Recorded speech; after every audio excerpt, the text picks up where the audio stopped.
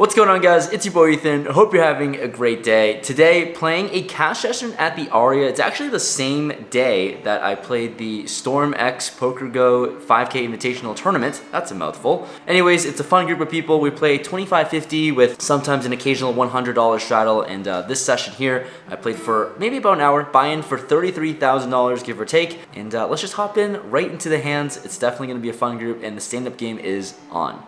We buy into this Aria 25-50 game for a starting stack of $33,000, and one of the first hands, I get dealt a pretty damn good one to start off. Pocket aces in the big blind.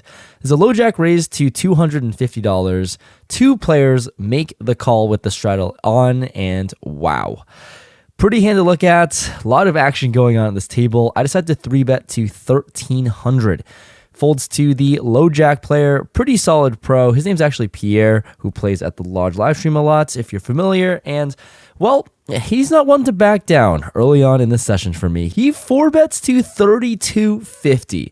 The players who call the 250 wisely get out of the way. And I look at my opponent's stack. He's got about 20,000 behind. I'm certainly not one to 5-bet much ever.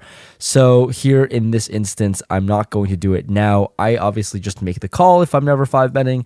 And we're going to play a spicy one. So with almost 7,000 in the middle here to start off, the flop comes queen, queen 5, 2 clubs.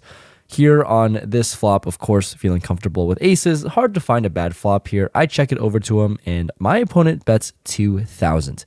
There's no real way to play this hand. On this specific flop, I think check raising is out of the question because there's not many strong hands he can have on this board besides a queen, and my opponent will have a very easy decision here versus a check raise because he'll call with a queen and fold without one. So disguising the strength of my hand here, I just make the call. We're going to see a turn, which is the deuce of diamonds, brings in 2 flush draws and essentially what I would call a brick. I decide to check once again, and my opponent thinks about his decision for a while before ultimately deciding on a bet of 4,000.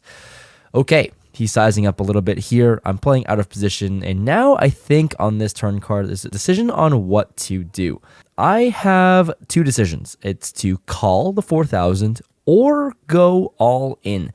Look at my opponent's stack. He looks like he is about 12,000 behind, and what's the merit of jamming here? It's to protect my hand versus the flush draws you could have right now.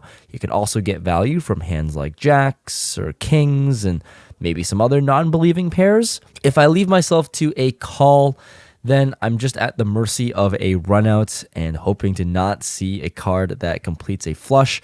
So I think I go for it. I go all in, trying to get the max. He could easily have jacks or kings, and he immediately says he isn't happy about this and says that this was the worst decision for him I could have made. So it seems like he probably had a flush draw that doesn't want to fold or didn't want to see a jam. And ultimately, he does end up folding. So, like I said, my suspicions are that he was on a draw. And nice to just win this one without having to see a river. Like I said, if my opponent did have a flush draw, then he's certainly priced in to see a river for free, or essentially would have been able to see a river if I called, but now I actually take down the $4,000 on top of it, and we don't get to see a river. So all things considered, I play a hand with aces and win this one. Next deal, we pick up 5-6 of hearts with the $100 straddle on now in this game. I raise up to 300, and the player to my left, Lynn, makes the call. Going to a flop of Jack, Jack, 6 rainbow, I start off with a check. She bets $200, and with a pair, never going anywhere, I make the call. The turn is now a queen, not a card I'd love to see, and action's going to go check, check here, and going to the river we go, which comes an ace. And sometimes I actually thought about leading here as a bluff, because an ace is usually better for the pre-flop aggressor's range, but with a pair, I thought maybe he has enough showdown. I check it over to my opponent, and she decides to bet 1,000. I hate this spot. Also, I have to mention the stand-up game is on, so because of this game, players are more incentivized to bluff, and definitely worth some merit to calling here if the game is on. But ultimately, I have literally the worst pair possible, and I just let it go. I mean, maybe I'll give my opponent some credit, but she ends up showing the 3-4 of clubs, and she sits down. Bluffs me out of my shoes with 4 high, and I got wrecked this hand. The following after that one, the stand-up game is still on. I pick up 10-9 offsuit on the $100 straddle. The button raises to $300. Big blind makes the call, and I call as well because all three of us are the last three standing in this game. So us three standing, we go to a flop of King Jack 7 Rainbow. Very, very decent flop as I have a disguise double gutter here. Action's going to get check around, and we see the turn, which comes a 6. Doesn't change the board texture too much. I still have a double gutter. The big blind now decides to bet close to the size of the pot to $1,000. And me being in position of him, certainly have some options, whether I want to raise or call. And in this specific instance, I decided to just make the call here. Although in hindsight, I think a raise might have been a little bit better. Anyways, the button player folds, and we're going to a river, which comes a board pairing jack. So I'm still sitting with 10 high. I did not hit my outs, and my opponent bets 1,600 here. And sitting with about $5,000 behind this bet, I think I'm really, really tempted to shove here as a bluff. I think about my decision for a while. One, I'm very incentivized to do this because the stand-up game is on. I definitely don't want to pay the bounty that we all agreed on. And two, this jack probably hits me a lot more than him. I can't imagine this player will lead out for pot with just a jack, right? So he's really just saying he has a full house, or he has completely nothing. The issue here is that he's not likely to have nothing because I have nothing. I have the perfect candidate to have nothing here on this board. So I think about it, ultimately just back out on my decision to bluff and go all in. I let it go, and my opponent shows the 10-9 offsuit with pride. This one is unfortunate. Getting bluffed twice, both times I thought about being a hero, but nope, I let my hand go. My opponent sits, and ultimately I actually end up losing the stand-up game. So I ended up losing this hand and lose $300 to the other 4 players as well. So I take an L of $1,300 from this hand and another $1,200 from the stand-up game. So I only ended up playing for about an hour or so. There were some dinner plans, some top golf plans, which I'll show you guys a little short like Instagram video that Sashimi took of me. Anyways, I was in the game for $33,425. I played for a total of 48 minutes, which was not a whole lot of time for poker activities, but ended up finding a way to win, mainly because that ACES hand to start the session. Cashed out for $42,900 exactly, so a good profit and win there. And yeah, we're actually going to continue back to more poker because after the top golf and drinks and festivities, I ended up playing some more cash back at the Aria. So same 25, 50, 100. I buy in for 25 to 50,000 to start. And let's get back into the poker action. So after taking a little bit of a break in between the session, we go play some poker again. This time I buy in for $25,000, and here we go. I have King 4 of spades in the cutoff. There's an undergun open to 300, and I decided to do some fun stuff. Little card dead here early on, and eyes get spicy. I re-raise to 1,000. Action folds to the undergun player, and he 4-bets to 2,300. All right, I guess the drinks have caught up to me because I'm in a gambling mood. I call the 4-bet of $2,300 with King 4 suited. Dear God, why do I hate money this much? Anyways, we're off to a flop of Queen 10-3 Rainbow. So I have 1 overcard and I have backdoor stuff. Anyways, my opponent continues with a bet of $2,300. And I hate more money? I don't know what my problem is, guys. I call once again. We're going to a turn which is the ace of diamonds. Brings in a backdoor flush draw. Not the right one for me. And when my opponent bets small, I snap fold. Okay, I'm out of there. I'm not doing anything. I snap fold. And my opponent says he had king jack of diamonds. So he just had the nuts on the turn. And I'm sitting with king high for no reason. What am I doing? I don't know, but let's hope to play a little bit better here in the next hand. I have king 8 of hearts on the straddle, and there's a $200 straddle on. There's a hijack open to $600. The big blind to my right makes the call. I make the call, and the player to my left and 200 makes the call as well. So multi-way, we're playing a very, very big game. The flop comes 10, 6, 7, 2 clubs. Action's going to check all the way around here, and with my gut shot straight draw, we see a turn, which is the ace of hearts. Brings in a backdoor flush draw. So now I have a combo draw and kind of loving the situation. With all this passivity on the flop here, I decided to bluff out 1,400. And when I bet for this large sizing, I just expect to get some folds, but no. All 3 players call. What's going on, guys? Really?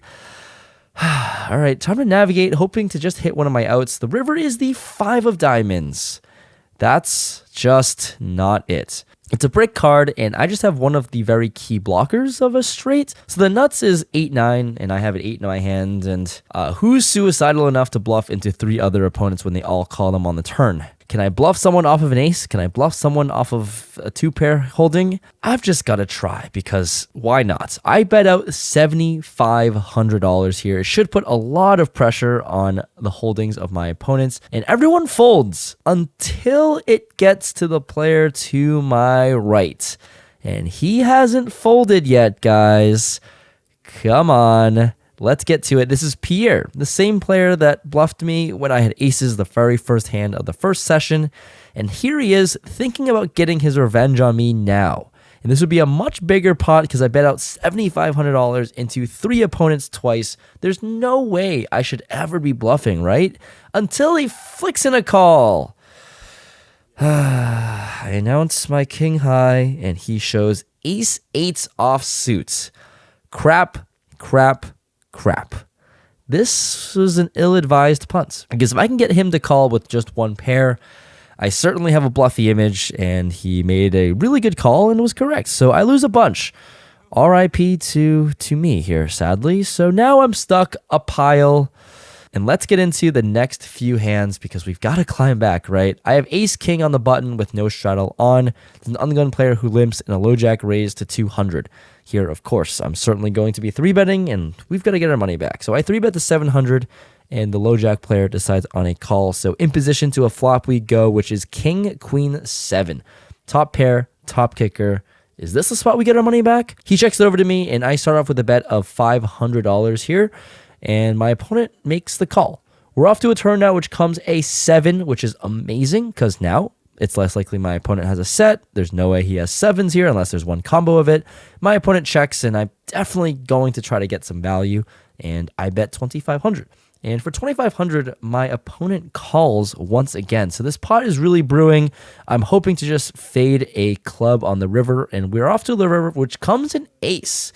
He checks for a 3rd time, and I just want to get value. I want to get paid because, you know, that's the only way you can actually crawl out of a massive hole. And I make the bet $5,000. And my opponent doesn't snap call. He doesn't snap fold, so it looks like he has a decision to make.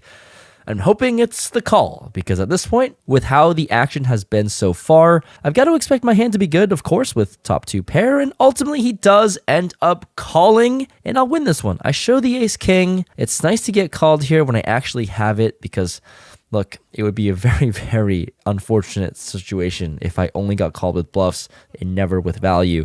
So I win a decent-sized pot here. It's just nice to win this one and essentially break even from my bluff earlier on. With the night winding down here, it's getting pretty late, 2, 3 a.m. in the morning. I pick up 4 or 5 of hearts under the gun, and at this point, the table is short-handed. We're playing 6-handed here with the $100 straddle on. I start off with a raise to $300 because, you know, we're playing short-handed, and let's get involved. Only the player to my right makes the call, and we're going to a flop, which comes 7-5-3 rainbow. 1 heart on board. My opponent checks it over to me, and as much as I have hit this flop, I don't think my range would like it, so I check this one with just 2nd pair. Turn comes the king of hearts, which is very, very interesting. My opponent checks one more time, and I'm happy to check this one back now. I do have 3rd pair. I have a gut shot straight draw. I have a flush draw as well. I don't think I want to put money in the middle, and with river comes the bank 5. So sick now.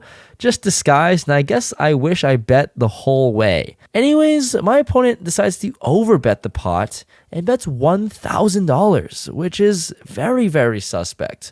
Look, I'm not sure what he can have here, but I'm certainly going to be raising. If he somehow has a 5 with a better kicker, then that would be very, very unfortunate, but I'm going to bet the strength of my hand, and that's a raise to $3,500. All of a sudden, this very measly, innocent-looking $600 pot has the potential to turn into an $8,000 pot. And with my raise to $2,500 more, my opponent tanks.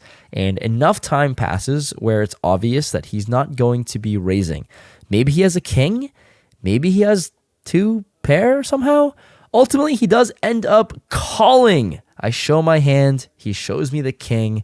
and I sucked out for a big pot to end the night. And these last 2 pots I went over basically saved my night because I was down more than $10,000 in the middle of the session, and all of a sudden I crawl out. I'm just happy these last 2 hands went my way, and let's go to the outro.